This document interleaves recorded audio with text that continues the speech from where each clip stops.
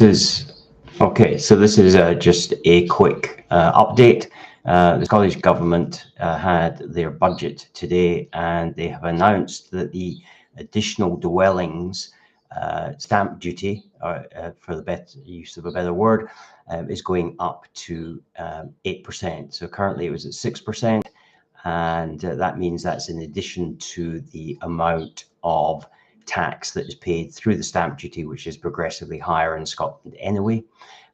This means that that you'll be paying an additional if you have a second home, or indeed if you have a buy-to-let properties, or any properties that you rent out. So any additional properties apart from your personal home, this takes effect at midnight tonight. So anything that has not had conclusion of missives up until that time will be subject to this new tax by tomorrow morning.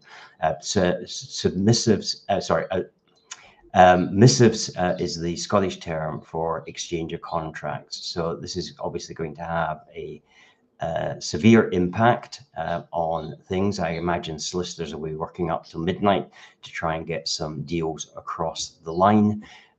This is in light, I guess, of the UK government pushing up the tax from 3 to 5% in the rest of the UK. So this only applies to Scotland.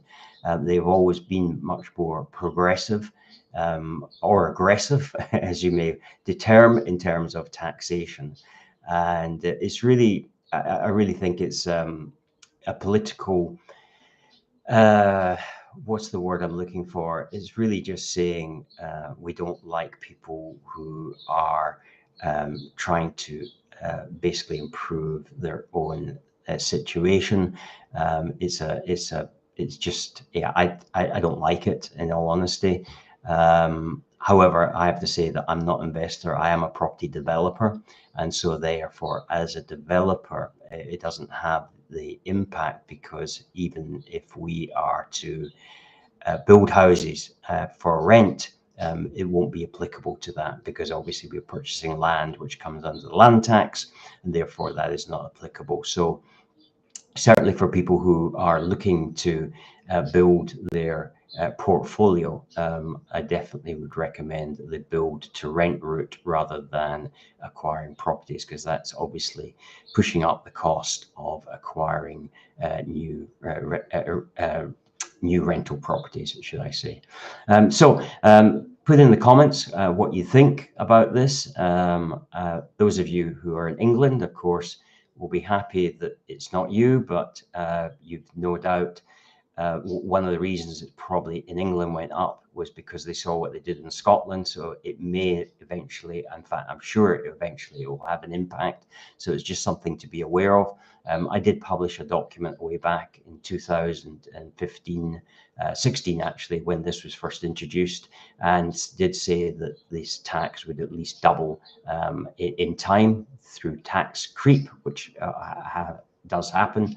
So Scotland was very early on to push it up. They went from 4% and then to 6%, and now they've gone to 8%. So there's been now 3 increases on the original amount. It was not a tax that they introduced themselves. It was when the UK government introduced it. They thought, oh, this is a good idea to get some additional funding. And so they have done it. And like all taxation in Scotland, they are much more aggressive. The income tax levels are much higher. They're trying to proudly say that the total tax take for most people in Scotland is less than it is for the rest of the UK, because there is a marginal lower band, which only covers about £1,000, I think, at 19%. It goes to 20, and then it goes to 21%. So there is definitely that. If people in Scotland are generally paying less tax, it's probably because the earnings in Scotland are lower. So I really don't accept that argument. Anyway, I thought I'd just post this update. Would really be interested to hear your comments, so put them in the comments section below. And I hope that this rather depressing breaking news is at least helpful to you.